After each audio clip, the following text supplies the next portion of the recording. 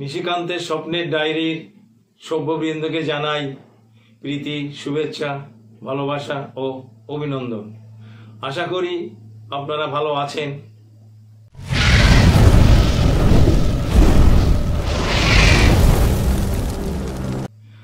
আমার নিজের লেখা যে কবিতাটি আজ আপনাদের সামনে তুলে ধরব তার নাম পিকনিক। শুনুন কবিতাটি।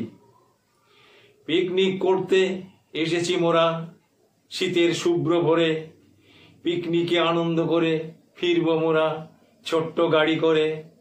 পূর্ণিমা বলেছিল, পিকনিকে যাবেন তো কবি? বলেছিলাম যথাসময়ে পৌঁছাবো গগনে ওঠার আগে রবি। চাল ডাল জিনিসপত্র ঠিক মতো আনা হয়েছে তো শ্যামা? হ্যাঁ, সব ঠিক মতো আনা হয়েছে, দেখে নিয়েছে শঙ্কর মামা। পিকনিকের মেনু হবে মাংস, মিষ্টি, মন্ডা মিঠাই, আর হবে গলদা চিংড়ির কালিয়া যদি এখানে পাই। জায়গাটা হচ্ছে জলে মাছে ভরা হাড়োয়া, দক্ষিণ 24 পরগনা। প্রকৃতির এই রূপালী দৃশ্য দেখে দেখে মন ভরে না।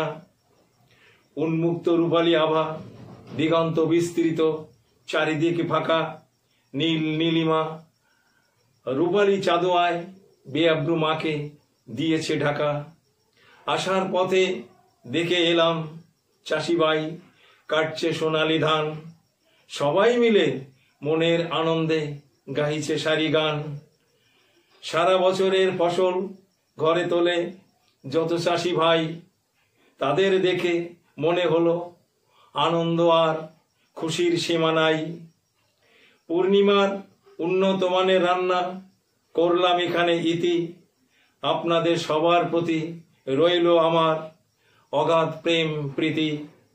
খেতে বসলাম, পরিবেশনে ঘিন্নি হলো শ্যামা। খেয়ে সবাই বলল, বাহ, দারুণ হয়েছে ওগো পূর্ণিমা। ধন্যবাদ অন্তে সবাইকে আবার প্রীতি শুভেচ্ছা জানাচ্ছি।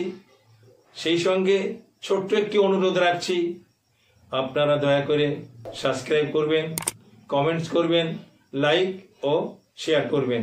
নমস্কার।